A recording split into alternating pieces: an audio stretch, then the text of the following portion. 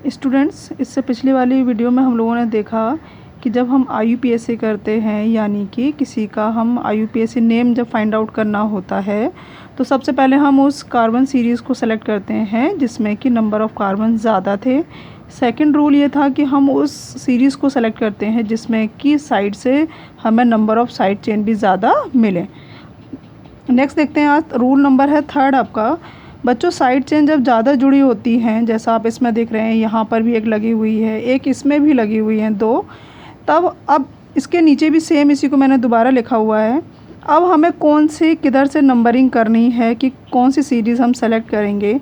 तो जो नियम है वो कहता है कि हम उस सीरीज़ को सेलेक्ट करते हैं जहाँ पर कि हमें उनका सम जो है, उनका टोटल की वैल्यू कम मिले। देखते हैं कैसे।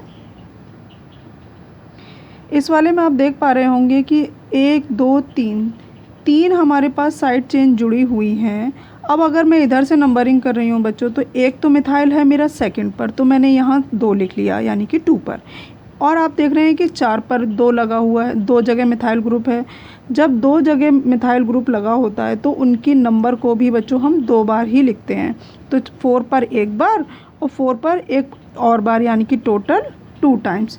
तो अगर आप देखें, हम इनको सम करें तो 4 और 4 8 हुआ और प्लस 2 10, यानी कि टोटल जो वैल्यू आई है वो कितनी आई है, 10 आई है इस वाले में। अब अगर मैं इधर से नंबरिंग करती हूँ इस वाली, तो साइड चेन तो इधर भी है। अब हम इस पे देखते हैं तो 2 पर आपका 2 बार मिथाइल, वही प्रोसेस जो पहले किया था। 2 पर एक बार मिथाइल, फिर दोबारा भी मिथाइल, यानी कि 2 जगह लगा हुआ है एक ही कार्बन पर, तो हम उसको 2 बार ही लिखेंगे। फिर देखिए तीसरे पर नहीं है, चौथे पर है, तो मैंने फोर्थ वाले की पोजीशन भी यहाँ पे लिख ली है। इन सबको यदि मैं टोटल करूँगी बच्चों, तो 2 + 2 4 हुआ और 4 + 4 हो गया आपका 8, यानी कि ऊपर वाले में सम आ रहा था 10 और नीचे वाले में जिधर से मैं नंबरिंग कर रही हूँ उधर से सम आ रहा है 8। तो हमने पढ़ा कि जिसमें सम कम आएगा हम उसको सेलेक्ट करेंगे, यानी कि ये वाला जो IUPAC वाला क्रम है, ये वाला हमारा राइट होगा। अब इसी का यदि मुझे नोमेनक्लेचर करना होगा तो देखते हैं बच्चों। 2 पर क्या लगा हुआ है, CH3 को हम मिथाइल कहते हैं, और या C2H5 को मिथाइल कहते हैं। तो CH3 एक जगह है और यहाँ पर 2 बार है, यानी कि मिथाइल ग्रुप 2 जगह हैं बच्चों। तो इसको हम लिखेंगे 2 पर एक बार और 2 पर ही 2 बार है। एक और एक कितना हुआ, 2। तो 2 को हम किससे रिप्रेजेंट करते हैं, डाई से। तो 2 2 डाई, और क्या है, मिथाइल। लेकिन अगर आप देखें तो हमारा 4 पर भी मिथाइल लगा हुआ है, यानी कि हम लिखेंगे, ये हमारा रॉन्ग होगा। 2 पर एक बार, फिर दोबारा 2 पर, और एक हमारा कहाँ पर है, 4th पर, यानी कि टोटल कितने हुए, 1 2 3। 3 का मतलब ट्राई में क्या लगे हुए हैं बच्चों, मिथाइल। और कार्बन कितने हैं, 5। तो 5 से हमने क्या लिया था, पेंट, और उसमें हम लगा देते हैं एन। तो इसका नाम हो जाएगा बच्चों 2,2,4 ट्राई मिथाइल पेंटेन। यदि हमारी किसी कार्बन चेन या जो चेन है उसमें एक से ज़्यादा ग्रुप जुड़े होते हैं, जैसे कि आप देख रहे हैं इसमें यहाँ पर एक मिथाइल है और एक मिथाइल यहाँ पर है, इसके अलावा एक और ग्रुप जुड़ा हुआ है जो कि है CH2 CH3, इसको हम C2H5 भी कह सकते हैं। जब एक से अधिक ग्रुप जुड़े होते हैं बच्चों, तो जो एक जैसे ग्रुप होते हैं उनको तो हम एक साथ लिखते हैं कॉमा लगाकर। इसके अलावा दूसरे को हम क्या करते हैं, अलग से लिखते हैं। जब मैं इसकी नेमिंग करूँगी तो देखिए 2 पर है तो 2 पर एक बार है, यही ग्रुप 4 पर भी लगा हुआ है, तो मैं इसको भी लिख दूँगी। 2 जगह है 2 पर और 4 पर, क्या है, कितना हो गया मेरा, डाई मिथाइल। अब आप देख रहे हैं कि यहाँ पर इथाइल ग्रुप भी जुड़ा हुआ है जो कि कहाँ पर है, 4 पर है। तो देखते हैं, अभी हम लिख लेते हैं, इसको हम पहले लिखेंगे, यानी कि 4 इथाइल 2 4 डाई मिथाइल। 6 कार्बन है बच्चों, आप देख पा रहे होंगे, 1 2 3 4 5 6, 6 से क्या आता है, हेक्स, और उसमें लग गया एन, तो हो गया हेक्सेन।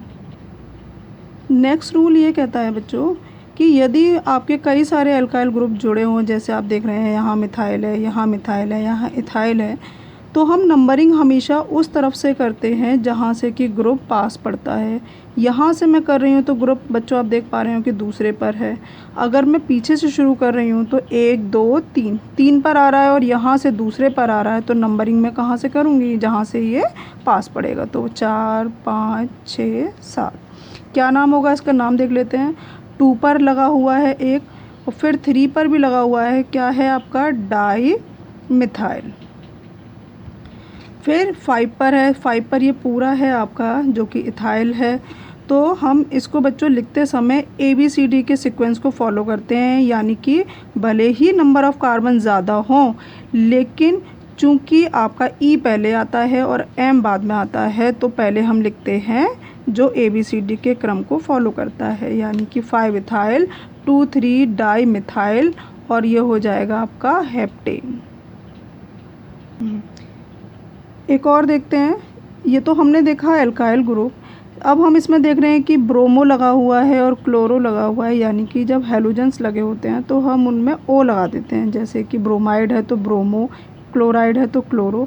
अब जब उनकी भी पोजीशन बच्चों सेम कार्बन पर हो, यानी कि यहाँ से मैं करूँगी तो भी दूसरा आ रहा है, इधर से मैं जा रही हूँ तो भी दूसरा आ रहा है, तब भी बच्चों हम अल्फ़ाबेटिकली वाला नियम फॉलो करते हैं। मतलब जो ABCD में पहले आता है उधर से हम नंबरिंग करते हैं, यानी कि A और B की, मैं B और C की बात करूं तो B पहले आता है, यानी कि नंबरिंग मैं कहाँ से करूँगी, यहाँ से। तो ये हो जाएगा आपका, क्या होगा, 2 ब्रोमो, 3 क्लोरो, और 4 से क्या होता है, ब्यूट, और उसमें लग जाता है एन, तो ब्यूटेन। ऐसा ही एक एग्जांपल और देखते हैं जिसमें कि कोई भी हैलोजन भी लगा हुआ है और एल्काइल ग्रुप भी लगा हुआ है। तो हमने सेम चीज़ फॉलो की है कि नंबरिंग हम हमेशा कहाँ से करेंगे, जो ABCD के सीक्वेंस में पहले आता है, यानी कि इथाइल पहले आता है तो 3 इथाइल, 4 पे है आपका आयोडीन, तो आयोडीन में हम लगाएंगे O, आयोडो, तो हो गया आपका 6 से हेक्सेन, तो रहा 3 इथाइल 4 आयोडो हेक्सेन।